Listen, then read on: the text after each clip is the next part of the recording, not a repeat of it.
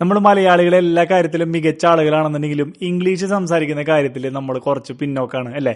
നമ്മളൊരു മലയാളം മീഡിയത്തിൽ government സ്കൂളിലായാലും private സ്കൂളിലായാലും Malayalam മീഡിയത്തിൽ പഠിച്ചു വളർന്ന നാട്ടിൽ ജനിച്ചു വളർന്ന ഒരാൾ ആദ്യമായിട്ട് ഒരു ജോലിക്ക് ഇന്റർവ്യൂവിന് പോകുമ്പോൾ, കേരളത്തിന് പുറത്ത് പോകുമ്പോൾ, ഇന്ത്യക്ക് പുറത്ത് പോകുമ്പോൾ നമ്മൾ നേരിടുന്ന ഏറ്റവും വലിയ ചലഞ്ചുകളിൽ ഒന്നാണ് എങ്ങനെ ഹൗ ടു സ്പീക്ക് ഇംഗ്ലീഷ്, അല്ലെങ്കിൽ എങ്ങനെ നമുക്കൊരു how to attend an interview അല്ലെങ്കിൽ how to present yourself എന്നുള്ളൊരു കാര്യമൊക്കെ പ്രത്യേകിച്ചും ഇംഗ്ലീഷിൽ വരുന്ന സാഹചര്യങ്ങളിൽ നമ്മൾ സ്റ്റക്കായി പോകും ഇല്ലേ. നിങ്ങളൊരു തുടക്കക്കാരായിട്ടുള്ള ആളുകളാണ്, നിങ്ങൾക്ക് ഇത്തരത്തിൽ പ്രശ്നം ഉണ്ട് എന്നുണ്ടെങ്കിൽ നിങ്ങൾക്ക് ചെയ്യാൻ പറ്റുന്ന ഒരു 5-6 ടിപ്സ് ആണ് കേട്ടോ ഞാൻ ഈ വീഡിയോയിൽ പറയാൻ പോകുന്നത്.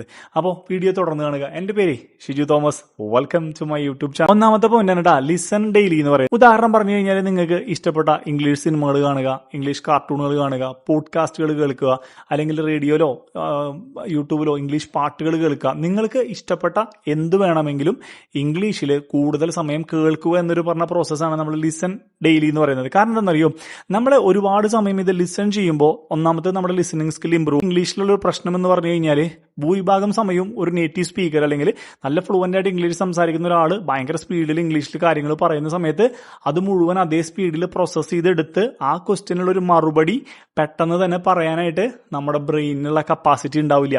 അപ്പൊ അത് നമ്മുടെ ലിസണിങ് സ്കിൽ കുറവായതുകൊണ്ടാണ് നമുക്കത് പ്രോസസ്സ് ചെയ്യാൻ പറ്റാത്തത്. അപ്പൊ ആ ഒരു പ്രശ്നം പരിഹരിക്കുന്നതിനാണ് നമ്മൾ ഡെയിലി പോഡ്കാസ്റ്റുകൾ അല്ലെങ്കിൽ ഡെയിലി ഇംഗ്ലീഷ് കേൾക്കുക എന്ന് പറയുന്നത് കേട്ടോ. എത്ര സമയം വേണമെങ്കിലും കേൾക്കാം, അറ്റ്ലീസ്റ്റ് ഒരു 30 മിനിറ്റെങ്കിലും നിങ്ങൾ കേൾക്കാനായിട്ട് ശ്രമിക്കണം. എങ്ങനെ കേൾക്കുന്നു ചോദിച്ചു കഴിഞ്ഞാൽ നിങ്ങൾ ശ്രദ്ധിച്ചിരുന്ന് കേൾക്കണം എന്ന് യാതൊരു നിർബന്ധമില്ല കേട്ടോ. നിങ്ങൾ ഇപ്പോൾ ഒരു ട്രാവൽ ചെയ്യാണ് അല്ലെങ്കിൽ വേറെ എന്തെങ്കിലും കാര്യങ്ങൾ വീട്ടിൽ ചെയ്തുകൊണ്ടിരിക്കുകയാണെന്നുണ്ടെങ്കിൽ മൊബൈലിലോ ടിവിയിലോ നമുക്ക് ഇഷ്ടപ്പെട്ട ഏതെങ്കിലും പോഡ്കാസ്റ്റുകൾ, ഏത് ടോപ്പിക് വേണമെങ്കിൽ വെക്കാം, ഏതെങ്കിലും പോഡ്കാസ്റ്റുകൾ വെച്ചിട്ട് അതവിടെ പ്ലേ ചെയ്തിരുന്നോട്ടെ, നമ്മളിങ്ങനെ കേട്ടുകൊണ്ടേയിരിക്കുന്നു പറയില്ലേ. അപ്പൊ നമ്മുടെ ബ്രെയിനിന് ഇംഗ്ലീഷിനെ പ്രോസസ്സ് ചെയ്യാനും ആക്സെപ്റ്റ് ചെയ്യാനും അതിന്ന് റിസൾട്ട് എടുക്കാനൊക്കെ ആയിട്ടുള്ള കാര്യങ്ങളുടെ ഒരു സ്പീഡ് കുറച്ച് കൂടുതലായിട്ട് ഈ ഒരു മെത്തേഡ് സഹായിക്കും കേട്ടോ. രണ്ടാമത്തെ പോയിന്റ് ആണ് ഏറ്റവും ഇമ്പോർട്ടന്റ് പോയിന്റ് കേട്ടോ, സ്പീക്ക് ഫ്രം ഡേ 1. ഇംഗ്ലീഷ് പഠിക്കുന്ന ഒരാളെ സംബന്ധിച്ച് എപ്പോഴും ഒരു ക്വസ്റ്റ്യൻ ആയിരിക്കും, എന്ന് മുതലാണ് എനിക്ക് ഇംഗ്ലീഷ് സംസാരിക്കാൻ പറ്റുക. കാരണം നമ്മൾ എക്സ്പെക്ട് ചെയ്യുന്നത് നമുക്ക് അത്യാവശ്യം കുഴപ്പമില്ലാത്ത രീതിയിൽ ഇംഗ്ലീഷ് സംസാരിക്കാൻ പറ്റുന്ന ഒരു സ്റ്റേജ് ആണ് അല്ലെ. എന്ന് മുതൽ സംസാരിക്കാൻ പറ്റും. പലരും ഞാൻ ഭയങ്കര ഫ്ലുവൻ്റ് ആയിട്ട് സംസാരിച്ചു വന്നതിന് ശേഷം സംസാരിക്കാമെന്ന് കരുതി നമ്മൾ ഇങ്ങനെ എക്സ്റ്റെൻഡ് ചെയ്തുകൊണ്ട് നമ്മൾ ഈ കാര്യങ്ങളൊക്കെ പഠിച്ചുകൊണ്ടിരിക്കും, പക്ഷെ നമ്മൾ ഒരിക്കലും സംസാരിക്കുന്നില്ല. കാരണം അതായത് നമ്മൾ ഇൻപുട്ട് ഒരുപാട് കൊടുക്കുന്നുണ്ടെങ്കിലും ഇതിന്റെ ഔട്ട്പുട്ട് നമ്മൾ ഒരിക്കലും പ്രോസസ്സ് ചെയ്യുന്നില്ല. അപ്പൊ നിങ്ങൾ പ്രത്യേകം ശ്രദ്ധിക്കേണ്ടത്, നിങ്ങൾ ഇൻപുട്ട് ഡേ 1 കൊടുക്കുന്നുണ്ടെങ്കിൽ, നിങ്ങൾ ഡേ 1 മുതൽ പഠിച്ചു തുടങ്ങുന്നുണ്ടെങ്കിൽ നിങ്ങൾ ഇംഗ്ലീഷ് ഡേ 1 മുതൽ സംസാരിക്കാൻ തുടങ്ങണം. ഫ്ലുവൻ്റ് ആയിട്ട് ഇംഗ്ലീഷിൽ സംസാരിക്കണം എന്നല്ല പറഞ്ഞതിന്റെ അർത്ഥം കേട്ടോ. ഉദാഹരണം പറഞ്ഞു കഴിഞ്ഞാൽ നിങ്ങൾ മലയാളത്തിൽ സംസാരിക്കുന്നതിന്റെ ഇടയിൽ നമുക്ക് ഇഷ്ടപ്പെട്ട ഇംഗ്ലീഷ് വാക്കുകൾ, പുതുതായിട്ട് നമ്മൾ പഠിച്ചെടുത്ത വാക്കുകൾ കുറച്ച് ആഡ് ചെയ്യാം. കുഞ്ഞു കുഞ്ഞു സെന്റൻസുകൾ, നമ്മളിങ്ങനെ ചങ്ക് മെത്തേഡ് എന്ന് പറയുന്ന പരിപാടി ഉണ്ട്. അതായത് കുഞ്ഞു കുഞ്ഞ് ബൾക്ക് സെന്റൻസ് ആയിട്ട് നമ്മൾ പഠിച്ചു വയ്ക്കുകയാണ്. അപ്പൊ നമ്മൾ ആ ഒരു ഒറ്റ വാക്ക് പറയുന്നതിന് പകരം ആ ഒരു സിറ്റുവേഷന് മാച്ച് ആവുന്ന സെന്റൻസ് നമ്മൾ കംപ്ലീറ്റ്ലി മലയാളത്തിന്റെ ഇടയിൽ നമ്മളിങ്ങനെ പുട്ടിന്റെ ഇടയിൽ നാളികേരം ഇടുന്നത് പോലെ നമ്മൾ ആഡ് ചെയ്ത് കൊടുക്കുന്നു. അതായത് ഡേ 1 മുതൽ നിങ്ങൾ ഇംഗ്ലീഷ് എന്ന് പറഞ്ഞ ഒരു സാധനത്തിനെ പ്രോസസ്സ് ചെയ്യാൻ തുടങ്ങുന്നു എന്നർത്ഥം. മൂന്നാമത്തെ പോയിന്റ് ആണ് കേട്ടോ, learn common words and phrases എന്ന് പറയുന്നത്. ഉദാഹരണം പറഞ്ഞു കഴിഞ്ഞാൽ നമ്മൾ ഇംഗ്ലീഷ് പഠിക്കാൻ ആഗ്രഹിക്കുമ്പോൾ എല്ലാവരും പറയും നിങ്ങൾ വൊക്കാബുലറി പഠിക്കണം അല്ലെ. ആ ഒരു സംഭവത്തിൽ എല്ലാവരും വരുത്തുന്ന ഒരു തെറ്റ് എന്ന് പറഞ്ഞു കഴിഞ്ഞാൽ നമ്മളെല്ലാവരും യൂട്യൂബിൽ ഞങ്ങളെ പോലുള്ള ആളുകൾ അല്ലെങ്കിൽ ആരെങ്കിലുമൊക്കെ ചെയ്തിട്ടുള്ള വീഡിയോകൾ നോക്കുന്നു, ഇംഗ്ലീഷ് വൊക്കാബുലറി അടിക്കുന്നു, അവർ പഠിപ്പിച്ചു തരുന്ന കുറെ വാക്കുകൾ, അല്ലെങ്കിൽ നിങ്ങളൊരു ഡിക്ഷണറി മേടിച്ചിട്ട് ഡിക്ഷണറിയിൽ നിങ്ങൾ തലങ്ങും വിലങ്ങും കാണുന്ന പല വാക്കുകളും എടുത്ത് നിങ്ങൾ പഠിച്ചു തുടങ്ങുന്നു. ഒരുപാട് ഇംഗ്ലീഷ് വാക്കുകൾ നിങ്ങളിങ്ങനെ പഠിച്ച് അർത്ഥമൊക്കെ പഠിച്ച് കാണാപ്പാടം പഠിച്ച് റെഡിയാക്കി വെക്കുന്നു. പക്ഷേ ഏതെങ്കിലും ഒരു സാഹചര്യത്തിൽ നിങ്ങൾ ഒന്ന് ചിന്തിച്ചു കഴിഞ്ഞാൽ ഈ വാക്കുകളിൽ പഠിച്ചതിൽ 90% വാക്കുകളും നമ്മുടെ ജീവിതത്തിൽ ഉപകാരമില്ലാത്ത അല്ലെങ്കിൽ നമ്മൾ ഉപയോഗിക്കാത്ത വാക്കുകളാണ്. ആ വാക്കുകളൊന്നും യൂസ്ഫുൾ അല്ല എന്നല്ല പറഞ്ഞത്, നിങ്ങളുടെ ജീവിതത്തിൽ നിങ്ങളുടെ ജീവിത സാഹചര്യത്തിൽ നിങ്ങൾക്ക് ഉപയോഗിക്കേണ്ടി വരാത്ത വാക്കുകളാണ് നിങ്ങൾ പഠിക്കുന്നത് എന്നുണ്ടെങ്കിൽ നിങ്ങൾ ഒരിക്കലും ആ വാക്കുകൾ സംസാരിക്കാൻ പോകുന്നില്ല. നേരെ മറിച്ച് നിങ്ങൾ എന്ത് ചെയ്യണം, നിങ്ങൾ എഴുതി വെക്കേണ്ടത്, വൊക്കാബുലറി പഠിക്കുകയാണെന്നുണ്ടെങ്കിൽ നിങ്ങൾ ആദ്യം ചെയ്യേണ്ടത് നിങ്ങൾക്ക് നിങ്ങളുടെ ജീവിതത്തിന്റെ സാഹചര്യങ്ങൾക്ക് അനുസരിച്ച് ആവശ്യം വരുന്ന വാക്കുകൾ, ഉദാഹരണം പറഞ്ഞാൽ നമ്മൾ മലയാളത്തിൽ ഇവിടെ മനസ്സിലാക്കുക, അല്ലെങ്കിൽ ഇങ്ങനെയാണ് ഞാൻ ഉദ്ദേശിച്ചത്, ഇതാണ് ഞാൻ പ്രതീക്ഷിച്ചത്, അത്തരത്തിലുള്ള